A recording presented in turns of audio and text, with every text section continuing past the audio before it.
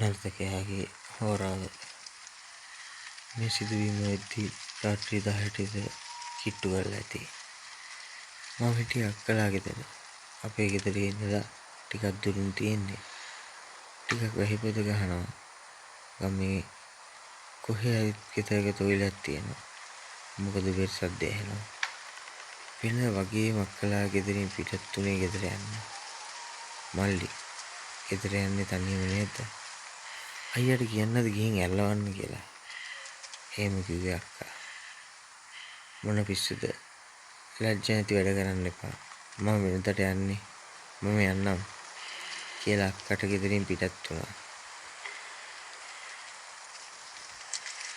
මට තේරෙනවා වෙනදට වඩා ගොඩක් අද රැ වෙලා කියලා. කරුණාට ටිකක් එළියට හඳ එළියෙන් සාකමක් නැහැ. දැන් ඔන්න ඔහේ යනවා. යන්න තියෙන පාර ගැන කිව්වොත් ඉස්සෙල්ලාම දෙවටත් දිගේ තමයි යන්න ඕනේ. මහ පාර තියෙනවා. ඒකෙන් යනට වඩා මේ පාර හරියට පේන්නේ නැහැ. මේ දවස්වල ෆෝන් එකක් තිබෙන්නේ නැහැ මට. සතෙක් આવුත් උගේ මූණට ටෝච් එක ගහන්න ඕනේ. එතකොට තමයි පුළුවන් සතාව හඳුනගන්න. ඒ තරමට ටෝච් එක ගොඩක් දුර වදිනවා. මොකද කරන්නේ? දෙවට දිගේ යනවද? පාරෙන්ම යනවද? දැන් ප්‍රශ්න ගොඩයි. මම දැන් ඉන්නේ තුම්මන් හන්දියක. දෙවට දිහා බැලුවම ඒක අඳුරු ගුහාවක් වගේ පේන්නේ. පාර කොනක් පේන්නේ නැහැ. හැරි හැරි යන්නත් තියෙන්නේ. ලයිට් මොකුත් නැහැ පාරේ. මම කෙලින් ගියොත් පාරට වැටෙනවා. හැබැයි ගෙදරට දුරයි. හැරෙනොත් හැරෙන දෙවට පැත්තට ඒ වැඩියට බලන්න යන්නේ නැතුව. බෙර සද්ද ඇහෙද්දි මට දැනුනේ නිකම්ම මූසල ගතිය. ඒ පාරත් කරවලයිනේ. ඒ වෙලෙන් මම ගත්ත මොකට තීරණය ගැන ඒක. මොකද මට ඒ වෙලෙ හිතුන්නේ හැමදාම යන පාර තවත් කවුරු හරි මාව බලාපොරොත්තුෙන් ඇති කියලා. හරි. දැන් හිත බය කරගන්න නැතුව යමු කියලා මම හිතාගෙන ඉස්සරහට එනවා. වැහිපොත ටිකක් වැඩි කරලා තිබ්බ වෙලේ. ඔයා පාරේ එක පැත්තකට තනිකර වෙලා තියෙන්නේ. ගෙවල් එහෙමත් නැහැ. දෙවට දිගේ ටිකක් දුර යනකම් තියෙන්නේ පුළුන් ගස් වගේ.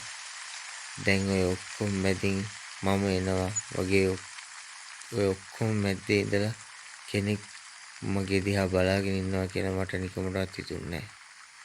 හැමදාම යන පාරේනේ බය වෙන්න දෙයක් නැහැ කියලා ආරෙ මෙහෙ බලන්නේ නැතුව මම එනවා. ටිකක් සීතලත් එක්ක එකපාරටම ආපු හුලකට සීතල තවත් වැඩි වුණා. සීතලත් ඉවසාගෙන මම ඉස්සරහටම යනවා.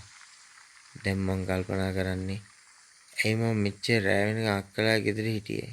අපරාධය මට වේලාසන එන්න තිබ්බේ. ඔහොම කල්පනා කරගෙන එද්දි කල්පනා කරපු හැම දෙයක්ම එක මොහොතකට නතර වුණේ බල්ලෙක් උඩු බොන සද්දයන් නිසා. ඒක එන මූසල විදිහට දුට්ට වෙන්න ඇහුනේ. බෙර සද්දෙත් එක්ක. ඊට පස්සේ බල්ලෝ රංචුවම එක දිගට කාව හරි මරන් කන්න හදන විදියට බොරුනවා. ඒ සද්දය ඇහෙද්දි මගේ පිටිපස්සෙන් නෙමෙයි ඉස්සරහින් මම යන්නේ පැත්තට. බල්ලෝ ටික බුරන විදිහට කවුරු හරි එක්කෝ මේ පැත්තට එන්න ඕනේ. මේ මහර මූසල දේවල් හිතන්න එන ගත්ත අර උඩුපුරුපු සද්දය ඇහිච්ච වෙලේ ඉඳලා. ඔහොම ඉස්සරයට යද්දී ලොකු හුලඟක් ආවා. ගස් උනත් ටිකක් කලින් කඩාන වේගෙන් පැරදුනා. බෙර ගහන වීදියත් කලින් උට වඩා වේගවත් වුණා. එක පාටම හුලඟක් එක්ක කවුරු හරි කෙනෙක් මගේ දකුණු රැසේ වැදුනා. ඒක මට හොඳටම තේරුණා. මම නතර වුණා. හුලඟක් නතර වුණා. දැන් ඇහෙන්නේ රැහැයන්ගේ සද්දේ. බෙර සද්දේ විතරයි. මුළු පරිසරයේ මහා මූසල බවක් වගේ විතරයි මට දැනෙන්නේ. බල්ලු පුරන සද්දෙත් නතර වුණා. මම ගොඩක් බය වුණා ඒ වෙච්ච දෙයින්. තාමත් හිතාගන්න බෑ මොකක්ද උනේ කියලා. පාරේ ඉස්සරහා බැලුවම මට පිටිපස්ස නොබලා දුවන්න හිතෙනවා. හැබැයි ඒකටත් වඩා බයයි. ආයෙ හැරෙන්නත් බෑ. හිත අයිය කරගෙන මම හිතාගත්තා කෙලින්ම යනවා කියලා. ඉස්සරහට අඩි 2-3යි තිබ්බේ. එක බල්ලෙක් ආයෙත් උල්පුර ගන්න ගත්තා. මගේ හිතේ හයිය නැති වුණාට දැන් නම් ගොඩක් බය වෙලා ඉන්නේ. මම දැන් කකුල් ඉක්මන් කරලා ඉස්සරහට එනවා. ඉස්සරහට එද්දී එළවලු කුටුවක් තියෙනවා. ටිකක් විතර කැලේ වැදිලා. ඕක දවල්ටත් එන පාළුයි. ඒක පිටිපස්සෙන් තියෙන්නේ වෙල්ලාය. පොල් ගස් ටිකක් තියෙනවා. ඉස්සරහට වෙන්න පොඩි ලියක් වගේ එකක් තියෙනවා. එතනට ආව විතරයි. ආයෙත් හුණගක් හමද්දී බල්ලොන්ගේ උඩු පුරන සද්දෙත් වැඩි වුණා. මම දුවන්න හදද්දී මගේ කකුල් පන්නට වුණා.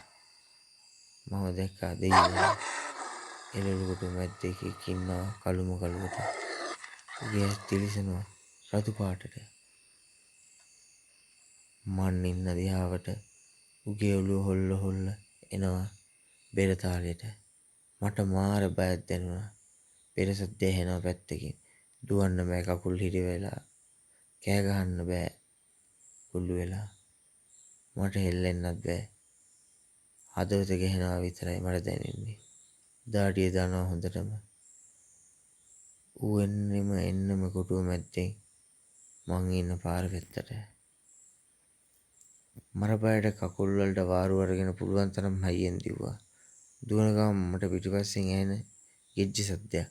මම දිව්වට ඒක ළඟම ඇහෙන්න ගත්තා. මට බෙර සද්ද ඇහෙනවා. සිහි විකල් වෙලා වගේ දැන් එකපාරටම ඉස්සරහින් අර බුරපු බල්ලෝ පුන්න සද්ද ඇහෙනවා. ළඟම කෑ ගහනවාට ගියක්වත් නෑ අහල පහල. මම ගිහින් නතර වුණේ අර බුරන බල්ලෝ ටික ඉන්න හරියේ. උන් මං ඉන්න පැත්ත බලාගෙන මරන් කන්න වගේ බුරනවා. ඒත් උන් බොරන්නේ මගේ දිහා බලන් නෙමෙයි. මගේ පිටිපස්සේ තියෙන දෙයකට බුරන්නේ. එකපාරක් බෙර සද්ද නතර වුණා. බල්ලෝ පුරන එකත් නතර කළා. රෑ හිටපු එකම එක කළු බල්ලෙක් අන්තිමට උඩු පිටුවා. ගෙජ්ජි සද්දෙන් නතර වුණා. බෙර සද්දෙන් නතර වෙලා. නතර වෙච්චිම පරිසරයේ වෙනසක් තේරුණා. ඒ වෙලෙන් මට හිතා ගන්න බෑ මෙච්චර දේවල් වෙලා තියෙද්දිත් මම තාම සීයෙන් ඉන්නවා කියලා. බය ටිකක් හරි නැති වුණේ අර පාරේ හිටපු බලුවන්චු නිසා. තවත් පස්සේ බැලුවේ නෑ. ඒ පින් මම ගෙදර දුවගෙන ආවා. කොහොමද ගෙදරට ආවේ කියලාවත් දෙයියෝ තමා දන්නේ. මම ගෙදර ඇවිත් නිකන් උණු විකාරයෙන් වගේ කියවලා තියෙන්නේ. උදේ වෙද්දි තමා හරි ආකාර 100ක් තිබ්බේ. ඒත් දකුණු රසයේ පොඩි වේදනාවක් තිබ්බා. එදා දවල් වරුවේ ගෙදර ඇත් එක්ක එකතු වෙලා බල්ලෝ දවල්ට කන්න කෑම දැම්මා. මිනිහෙක් නැති වෙලේ අසන්න වෙච්ච මට තිබ්බ බය නැති වුණේ සත්තු ටික නිසා. මම එදා දැනගත්තා කෙනෙක් ගොඩක් බය වුණාම එක්ක එතනින් ඒ මනුස්සයව දුර්වල වෙනවා. නැත්තම් ඒ මනුස්සයා එතනින් නව ශක්තියක් වෙනවා කියලා.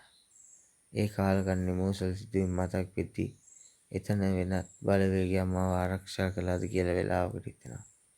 මොකද හොල්මන් කියන දේ ගැන මම කලින් ඉඳන්ම දන්නවා. අහලා තියෙනවා.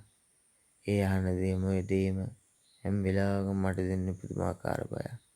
නොපෙන්න බලවේගයක් කියන දේ නැහැ කියන්න බෑ. කියන මතේ ඉන්නවා නම් දැන් මොකද මුණ දෙන්නේ? මේ කතාව ගොඩක් කල්පනා කරලා ලිව්වේ. මතකද හැම සිදුවීමම සඳහන් කරලා තියෙන්නේ. හොල්මන් කතා කියවන්න කැමති බොවෙනුමයි.